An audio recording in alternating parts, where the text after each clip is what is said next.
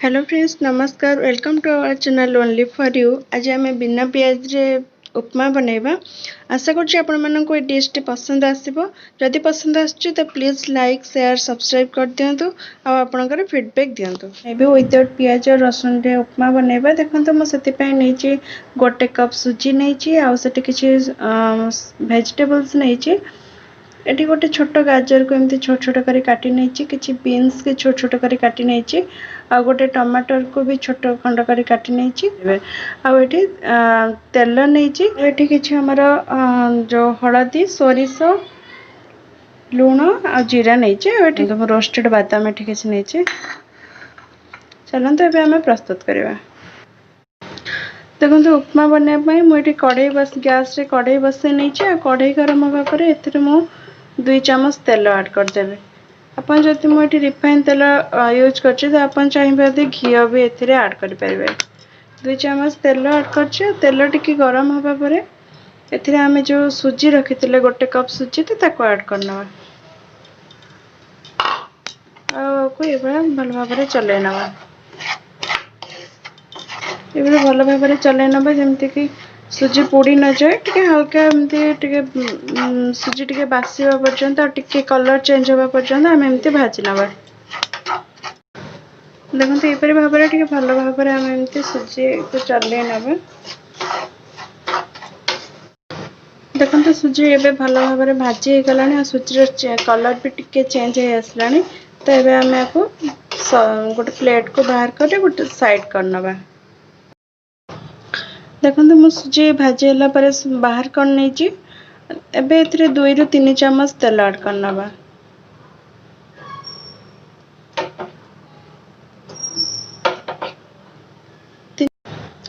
देखो तेल गरम होगा पर एथिरे मु किछि जीरा ऐड करछि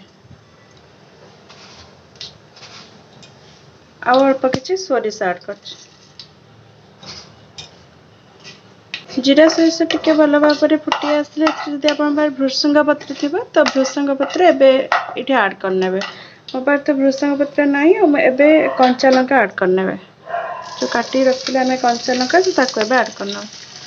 ताको टिके एमती चले नवा। देखो लंका जो लंका सोरिष जीरा हमर भल भाव फ्राए हो गलानी। तो एबे देखो मुझे किछि थाली डाली जोड़ा हमर सुल्ला डाली कहती तो ताको एबे मु धोई नहीं अल्प किछि ऐड करनेबे। आपको एमती भाजी नवा टिके गोटे 2 मिनिट पे आपको फास्ट भाजी नवा टिके। देखो आपको एमती गोटे मिनिट पर्यंत फ्राए कला परे हमें जो वेजिटेबल्स सब काटी रखले तो ताको ऐड करनवा। बीन्स गाजर टमाटर सब जगह ऐड करना। आपको एमती भल भाव मिक्स करना। देखो मुझे लुण नहीं 1/2 टीस्पून आपन टेस्ट अनुसार आप लुण ऐड करेंगे।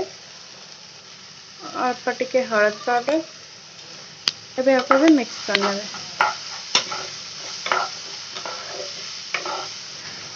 देखो टिके भल भाव चले नहीं एबे कवर करना। गोटे 2 मिनिट पर्यंत कवर करना। परिबा भल भाव सिझी जिवो आ गैस रो फ्लेम को लो करना।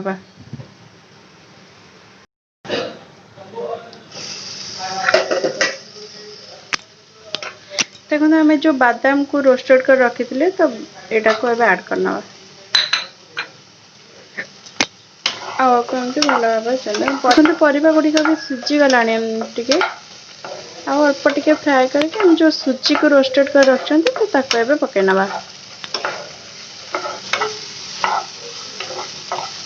देखो परिया उड़िया भल भाव सिझी गला तो आम ए गोटे चामच लेंबू रस ऐड करना।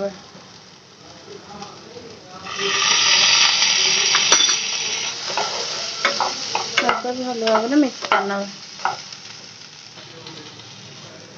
देखो भल भाव मिक्स कर दी आम जो रोस्ट कर रखी थे सुजी तो ताको एबे ऐड करना।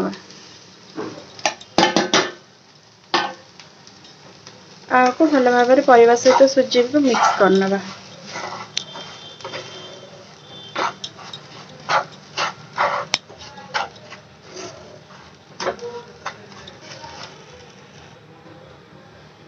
देखो 1/2 चामच पूरा चीनी मु ऐड करछि आपण चीनी को स्किप करि परिबे आपण जो चाहिबे तो टिके मीठा खट लागिया पई तो चीनी ऐड करि परिबे नहले आपण चीनी को स्किप करि परिबे आ को एमती भलो भाबरे टिके मिक्स करने एथरे हमें पानी ऐड करनवा देखो मो जो आपण माने जो कप रे जो सुजी नैथिले तो सेही कप रे मापे के गोटे कप सुजी रे 3 कप पानी ऐड कर दवा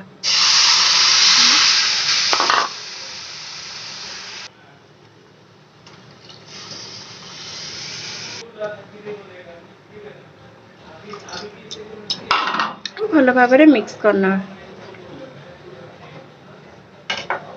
गैस रो फ्लेम को टिके हाई करनबा और पाबे फुटिया पई छड दबा एभले भाबरे चलेबा जेमिति कि भितरे कोनोसी लंग्स न रहइबो देखंतु हमरो उपमा हे आसलानी आ एथरे पानी भी देखंतु कते पानी देथिले हम पानी बे टान नेलानी आ अल्प समय परे एटा पूरा भलो भाबरे हे हमें को सर्व करनबा देखंतु हमरो बिना प्याज रसुन रे उपमा हे गलानी तो हमें एबे सर्व करनबा प्लेट को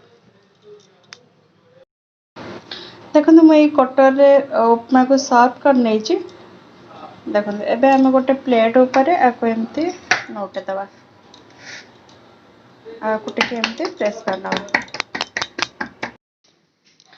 देखो मु उपमा को प्लेट रे एभली भाबरे बाहर कर नहीं छी आशा करछि आपण मानन को पसंद आस्तिबो हमर बिना प्याज रे उपमा आपण फास्टिंग टाइम रे भी एभली उपमा करी खाई परिबे